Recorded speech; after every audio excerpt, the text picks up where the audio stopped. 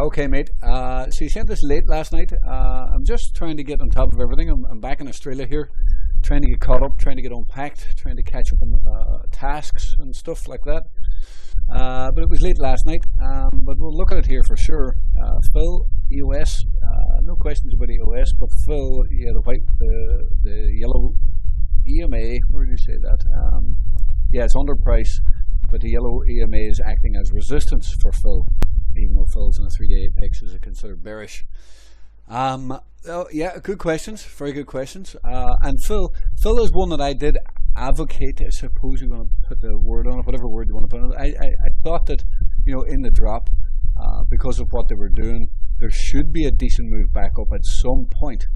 I do also think that there's a chance that Phil might be one of these coins that, you know, may, I don't know if 10x is the right way to say it, but you can see into the neckline.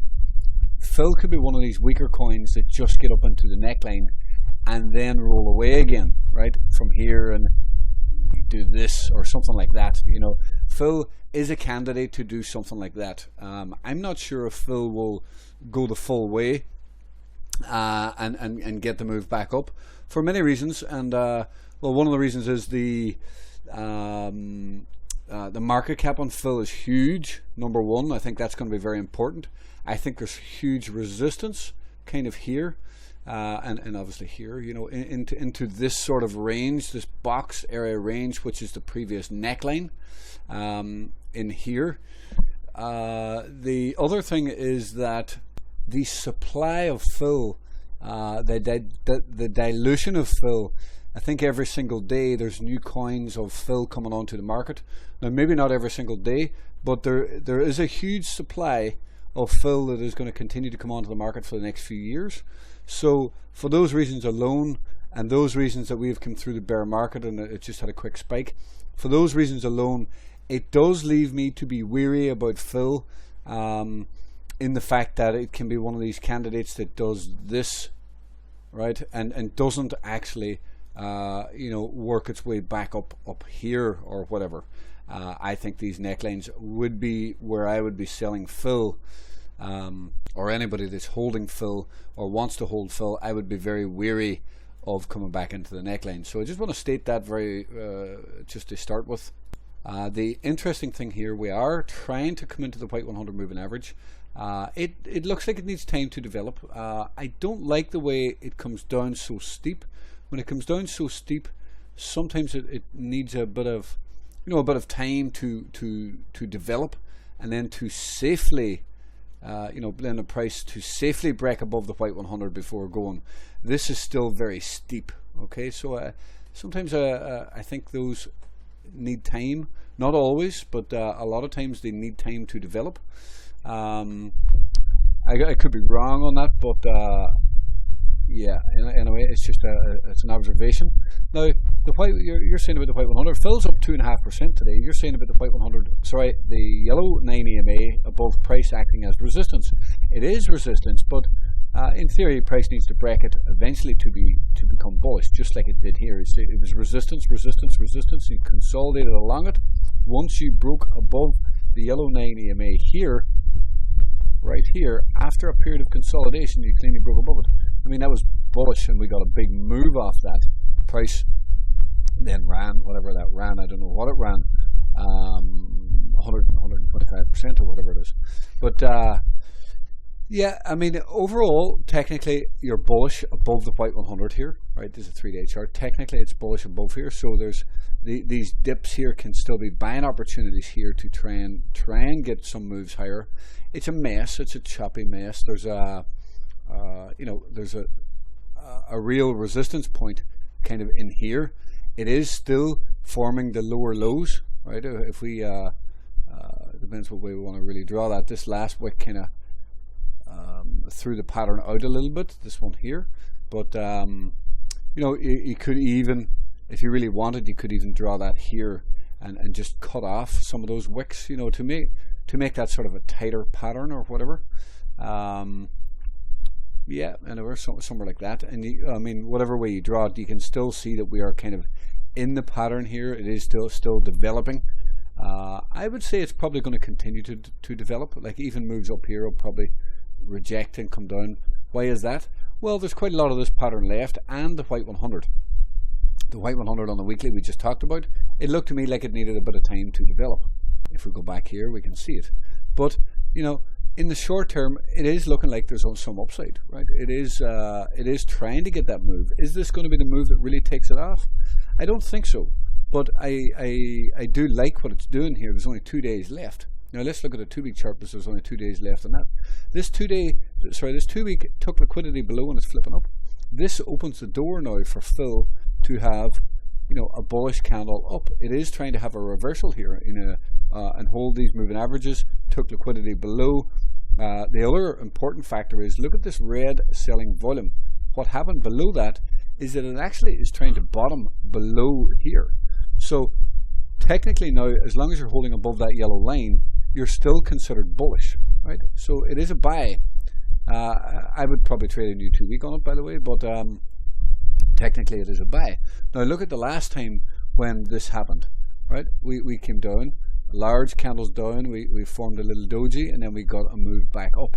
Look at this here. Maybe I'll remove that, but you can see a big drop, and then we formed a little doji, and are we moving back up? Well, it looks like it's attempting to move back up. There's a drop down, and we formed 2 or 3 or 4 dojis here before it got the run. Okay, so there's always the possibility it forms 2 or 3 or 4 dojis. You know, that's always a possibility, but you got to watch to see. If you get a small dip down and flip green, it is a long opportunity on a new 2-week candle to see if this can actually get moved back up to take liquidity in here. If somehow the total market cap starts to really break out or whatever, you know, there is a possibility that this could run more. But I'm not really banking on that yet.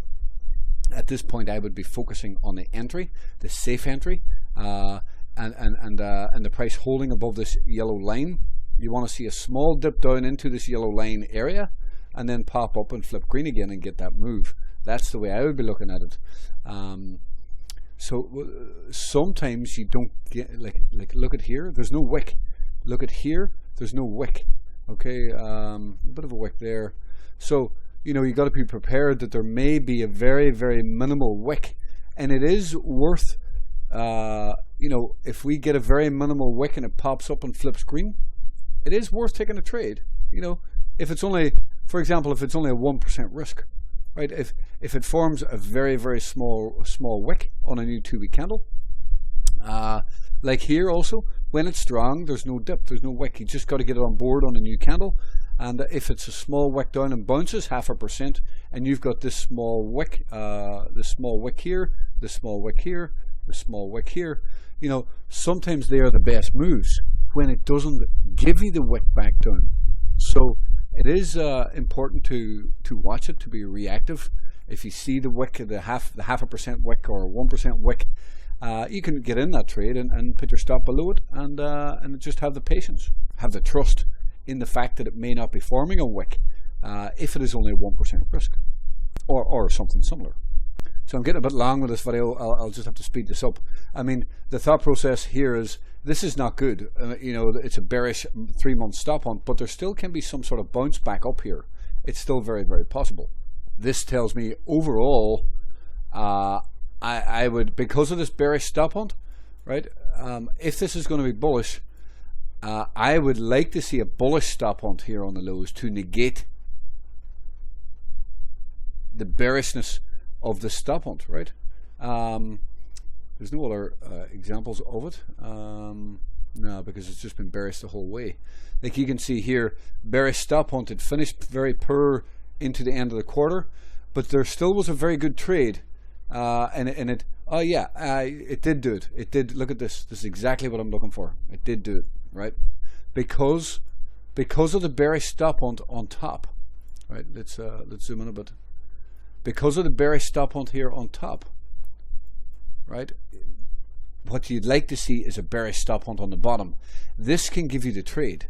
This can give you the entry point. Because when you have a bearish stop hunt here, price can be very bearish and it can continue, bounces can continue to sell off. That bearish stop hunt on a quarterly candle can be very powerful, and prices can continue to be bearish into the close of the quarter. That's what we need to be aware of here. prices can continue to be bearish.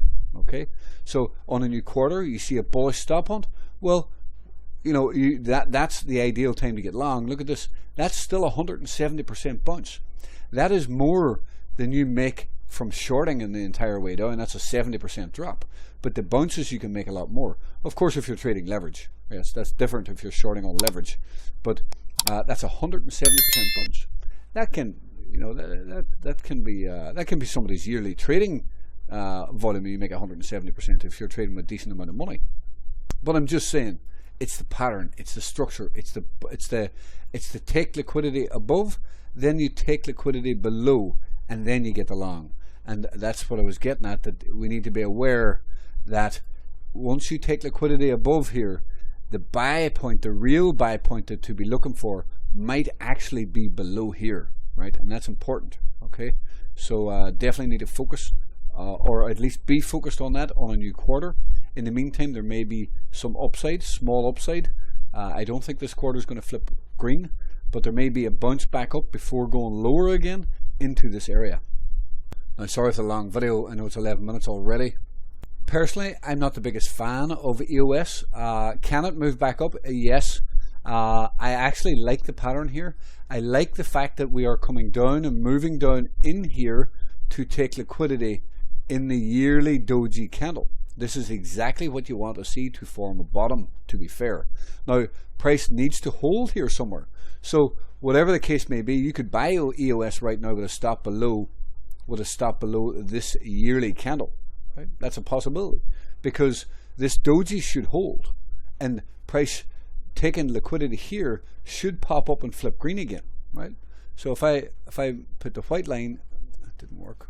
If I put the white line there, we can see the yearly, we can see the yearly low, and if we move into a weekly now, well, we need to be aware that there's a possibility that EOS has just bottomed, right? And the bottom is here 2 weeks ago, right? That's a possibility, and now we're moving up. So although I don't think EOS is going to have huge moves, do I think there'll be upside? Yes, I think there can be upside.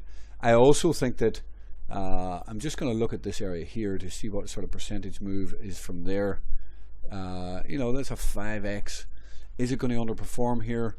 Like I was going to say there that EOS is a candidate, because it's been so poor over the years, that to do something like this and probably go to new lows. I'm not sure. I'm just not a big fan. But I like EOS down here, right? That's the main thing, because if you make 300 or 400% on a trade, are you going to be happy with that? 200 or 300, 400%? I mean, I would be happy with it. Even if it's not a 10x, I would still be relatively happy with it. Of course, everybody wants to make 10x and more or whatever, but if you make 2, 3, 4x, is it okay? Yes, of course it's okay. So according to the yearly chart, there's actually a real buying opportunity down here to see if this can hold. Now, in that case, if it's going to actually be bullish, you could attempt to trade a new 2-week candle on this, to be honest, and see if we can get some upside. The problem with EOS is that, you know, it might do this, and for another 6 months it might do that. You know, EOS has not been a great coin. I like this pattern though. You know, you see the break of structure here, and you know, it kind of followed, and it was, you know, you get this sort of thing. So that you know, that's a nice pattern. It's a real pattern. It's good. Most of the time, if you actually look at EOS, all of this was bad price action. All of this was bad price action. All of this was pretty bad price action. You get one 2-week candle, you get 2 2-week candles in the entire bull market. Sorry, you get 3 2-week candles, right? You only get 3 2-week candles in the entire bull market, right? Here, there was a few candles to the upside, right? If you missed the 1 or 2, you could have got on board here, and there's 2 or 3 left. You know, I'm just saying the entire history of this is very bad price action. It's not the best coin. Liquidity is bad. I don't know how bad it is. I'm imagining because of the price action, because of the movements, because of the spikes. However, there is something very interesting developing for some upside. You know, I don't really care what it is. I know I don't normally trade meme coins like Doge and XRP and stuff like that, but if they really present themselves, I will. But I don't often go out of my way to trade them usually. But in saying that, if snails were crawling up a wall, and one of them give you the perfect opportunity, it's worth looking at. And this, in theory, is a pretty perfect I shouldn't say pretty perfect. It's potentially pretty perfect. When you take liquidity in the bottom half of a yearly doji in the bottom of a bear market, when the market is attempting to move up, this is definitely worth considering a potential long opportunity.